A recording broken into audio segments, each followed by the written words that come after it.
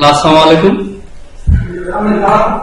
আজকে আমরা আলোচনা করব যে কিভাবে অতি সহজে পাওয়ার পয়েন্ট ব্যবহার করে স্ল্যাক তৈরি করা যায়।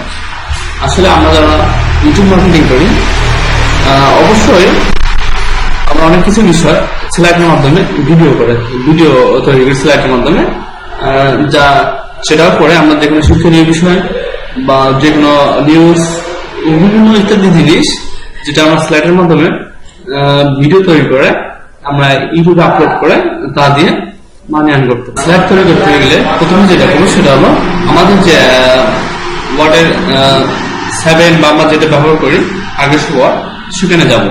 তাহলে আমরা অল প্রোগ্রামে যেতে পারি। অল প্রোগ্রামে যা মাইক্রোসফট অফিস লেখা আছে এখানে ক্লিক করবো। ক্লিক করলে দেখেন এখানে আছে মাইক্রোসফট অফিস এক্সেস, তারপরে এক্সেল, অনেক কিছু আছে। আমরা যেটা করবো আমরা পাওয়ার পয়েন্টে কাজ করবো, তাই মাইক্রোসফট অফিস পাওয়ার পয়েন্টে ক্লিক করবো। যদি আমাদের স্লাইডে যাওয়ার পর এরকম কোনো কিছু আছে তাহলে আমরা এই কাজটাকে আমরা ডিলিট করে দেবো। আমরা যেহেতু নিউ স্লাইড তৈরি করবো সেটা এখানে দেখেন এখানে অপশন আছে নিউ স্লাইড, আমরা এখানে ক্লিক করবো। ক্লিক করে দেখেন একটা স্লাইড অলরেডি চলে আসছে। এখন এখানে বলছে ক্লিক টু টাইটেল। এখন আপনি কি সম্পর্কে স্লাইড তৈরি করবেন, অর্থাৎ প্রথম স্লাইডে কি দেবেন সেটা টাইটেল। অবশ্যই আমরা স্লাইডে প্রথমে যাওয়ার চেষ্টা করবো। আমরা যদি শুরু করতে চাই ওয়েলকাম বা কোনো কিছু ভালো কিছু তথ্য দিয়ে যেটা আপনি স্ল্যাক সম্পর্কে বলতে যাচ্ছেন সেটা প্রথম টাইটেলটা হবে এখানে, ঠিক আছে? আমরা দিতে পারি, আমরা এমনি একটা স্ল্যাক যে কোনো একটা তৈরি করতে পারি, সেটা হলো আমরা দিব ওয়েলকাম। এখন দেখেন আমি লেখাটা আমার ইচ্ছা মতো কাস্টম করতে পারবো। এখন আমি লেখাটা লেখার পর বিভিন্ন কালার দিতে পারবো, তারপর বিভিন্ন সাইজে আমরা যে মাইক্রোসফট অফিসে যে কাজটা করি যেভাবে কন্ট্রোল বা ফন্ট যেভাবে বড় করে ছোট করে সেটা এখানে করতে পারবো, কোনো সমস্যা নেই। যেমন হচ্ছে বোল্ড, অর্থাৎ মাইক্রোসফট ওয়ার্ড যারা পায় তারা এক্সেল একটু দেখলেই ভালোভাবে দেখলেই বা আমরা যে টিউটোরিয়ালটা দিচ্ছি সেটা আপনারা একটু মনোযোগ সহকারে যদি দেখেন তাহলে ইনশাআল্লাহ একটা ভালো স্ল্যাক তৈরি করতে পারবেন। তাহলে এটা আপনার ইচ্ছে মতো আপনি যে কোনো জায়গায় নিয়ে যেতে পারেন। আপনি ওয়েলকামটা যেহেতু আমি এখানে একটা পিকচার দেবো, অর্থাৎ ওয়েলকামটা একটু উপরে নিয়ে যাবো। দেখেন যে এখানে আপনাদের যদি দেখেন যে এখানে এর অপশনটা না থাকে, যে ক্লিক টু অ্যাড টেক্সট, অর্থাৎ এখানে দেখেন ফটো, তারপরে এক্সেল বা ইনসার্ট ট্যাব, এখানে বিভিন্ন রকম অপশন আছে। যদি এই অপশনটা না থাকে তাহলে আপনি কি করবেন, আপনি এখানে দেখেন নিউ স্লাইডের এখানে লেআউট কথাটা আছে, তাহলে লেআউটে ক্লিক করলে দেখেন আপনার বিভিন্ন অপশন আছে যেটা আপনি কিভাবে কোন ফরম্যাটে আপনি কোন লেআউট ব্যবহার করে স্লাইড তৈরি করবেন। দেখেন প্রথমে যে ছিল আমার যেটা ছিল সেটা এরকম ছিল, যে এখানে লেখার পর এখানে ক্লিক টু অ্যাড এরকম ছিল। আমরা এখানে লেআউটটা চেঞ্জ করে দিয়ে এখন এটা হচ্ছে টাইটেল এন্ড কন্টেন্ট। অর্থাৎ টাইটেল এন্ড কন্টেন্ট বলতে এটা হলো আমাদের টাইটেল, আর এখানে যে জিনিসটা দেওয়া হবে সেটা হলো আমাদের কন্টেন্ট। এখানে যে কোনো ভিডিও দিতে পারি, অনেক কিছু দিতে পারি। তাহলে আমরা এখানে একটা পিকচার দেবো। সেক্ষেত্রে আপনার যদি কোথাও পিকচার থাকে তাহলে আমরা এখান থেকে একটা পিকচার সার্চ করে নেই। যদি ওয়েলকাম আছে তাহলে একটা এরকম হলো ফুল অথবা কোনো দৃশ্য, যে কোনো আপনি ছবি নিতে পারেন। এমনিতে এটা নিলাম। দেখেন আমাদের এখানে পিকচারটা এসে গেছে। এখন দেখেন আমরা পিকচারটা ছোট, এখন আমরা সেটা বড় করতে পারি। আমরা যেহেতু আমরা এই স্ক্রিনের মতো আর কি চেষ্টা করবো, ওয়েলকামটা লেখার পরে এটা আর কি আমরা একটু বাড়াই নেব। দেখেন এখানে অপশন আছে, যেটা আপনি যদি মাউসের বাম বাটন ক্লিক করে টানেন তাহলে অটোমেটিক এটা বড় হয়ে যাবে। আমরা ইচ্ছা মতো এটা বড় করবো। দেখেন আমাদের এটা ক্লিক করে এটা সিলেক্ট করে হবে। আবার যদি আমরা নিউ স্লাইড আরেকটা দ্বিতীয় স্লাইড করতে আবার এখানে আমি নিউ স্লাইড ক্লিক করলে একটা স্লাইড চলে আসবে। দেখেন এখানে 1 নম্বর স্লাইড, এখানে 2 নম্বর স্লাইড চলে আসছে। তাহলে 2 নম্বর স্লাইড আবার আমরা টাইটেল দেব, আমরা কি সম্পর্কে বলতে চাই, আমরা যে কোনো সম্পর্কে বলতে আমরা লিখি যে হাউ টু ডিজিটাল মার্কেটিং। আমরা একটা টাইটেল দেব যে হাউ টু ডিজিটাল মার্কেটিং, বা আপনি যে কোনো কিছু দিতে পারেন বা এখানে লিখতে পারেন যে ডিজিটাল মার্কেটিং মিনস আমরা এটা দিতে পারি ডিজিটাল মার্কেটিং মানে। এখন আমরা এখানে যে কোনো কিছু দিতে পারেন, অর্থাৎ আপনি কোনো কিছু লেখার পর সেটা পিকচারের মতো বানাতে পারেন, এখানে লিখতে পারেন। আমাকে পিকচার দিয়ে দিতে ডিজিটাল মার্কেটিং এর পিকচার দিচ্ছি। দেখেন আমরা এখানে পিকচারটা আবার আগের মতো আমরা করবো, ডিজিটাল মার্কেটিং সম্পর্কে পিকচার দিলাম।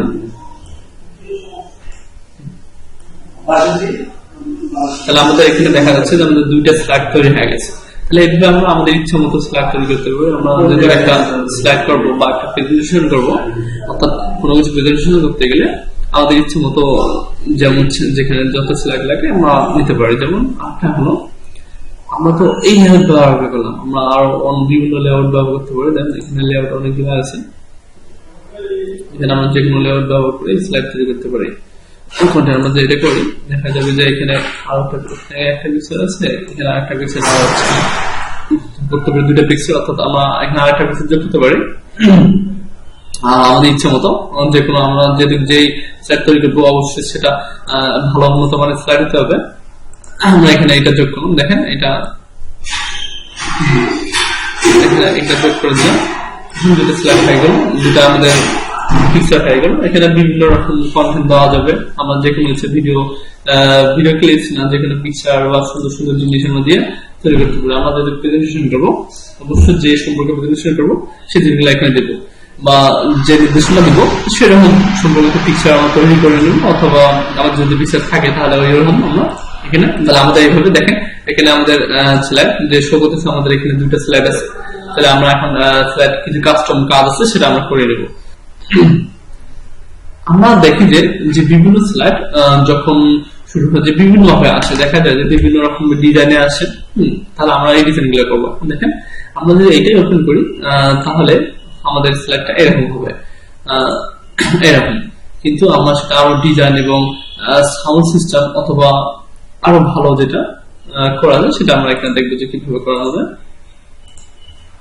তাহলে আমরা প্রথমে দেখেন আমাদের এখানে যে অপশন গুলো আছে সেখানে অ্যানিমেশন আছে, দেখেন হোম, ইনসাইড, ডিজাইন, অ্যানিমেশন। তাহলে আমরা এখানে অ্যানিমেশনে ক্লিক করবো।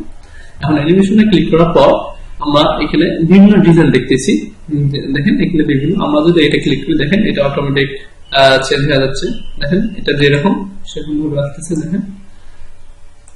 হ্যাঁ, তাহলে আমরা ডিজাইন চেঞ্জ করার জন্য বা ডিজাইন দেওয়ার জন্য এখান থেকে আমরা বেছে নিলাম যে কোনো এটা নিলে, এটা আমরা এই ডিজাইনটা নিলাম, এটা নিলাম। এটা নেওয়ার পর এখন দেখেন আমরা যেটা করছি সেটাকে কোনো ছাও নেই। এমনিতে আমরা সাধারণত যদি উপস্থাপনের জন্য নিই সাউন্ড ছাড়া করলে ভালো হয়, তবে অনেক সময় সাউন্ড দিচ্ছে। তাহলে সাউন্ড দিতে গেলে আমাদের যেটা করতে হবে দেখেন আমাদের এখানে উপরে এখানে দেওয়া আছে নো সাউন্ড। তাহলে আমরা নো সাউন্ড এখানে যদি আমরা সাউন্ড দিই তাহলে ওই সাউন্ড আমাদের জিনিসটা হবে।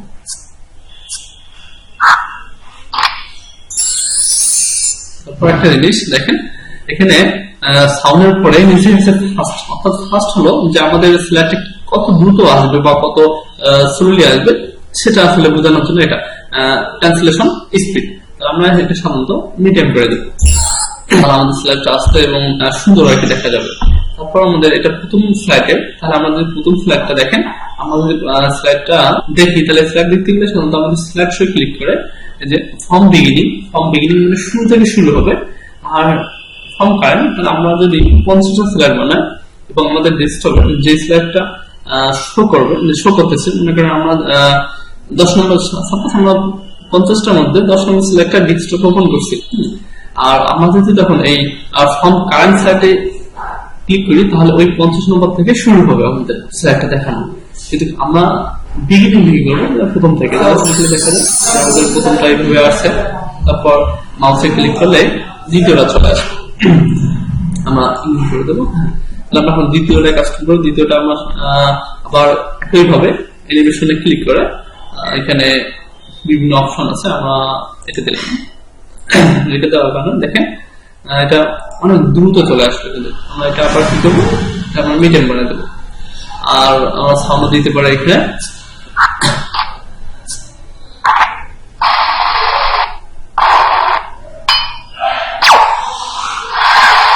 আমরা এই চ্যানেলটা ভালো লাগলো ছেড়ে দিতে পারি। অথবা আমরা যখন একটা স্লাইড তৈরি করবো, স্লাইড তৈরি করার পর আমরা প্রেজেন্টেশন করতে গেলে দিব সেটা আমরা কি স্লাইড সম্পর্কে যেটা কন্টেন্ট বা যেই লেখাটা সম্পর্কে আমাদের যেটা প্রদর্শিত হবে সেটা সম্পর্কে আমরা অবশ্যই কথা বলবো, সেটা আমরা রেকর্ড করবো। আপাতত আমরা সাউন্ড না দিয়ে করবো, কিন্তু অনেক ক্ষেত্রে দেখা যায় যে প্রেজেন্টেশনে সাউন্ড লাগে, তখন আপনারা সাউন্ড ব্যবহার করবেন। আমরা একটু আমাদের শো করে দেখি কি দেখেন মোটামুটি একটা ভালো স্লাইড তৈরি হয়ে গেছে। তাহলে আমরা খুব সহজেই এভাবে স্লাইড তৈরি করতে পারি।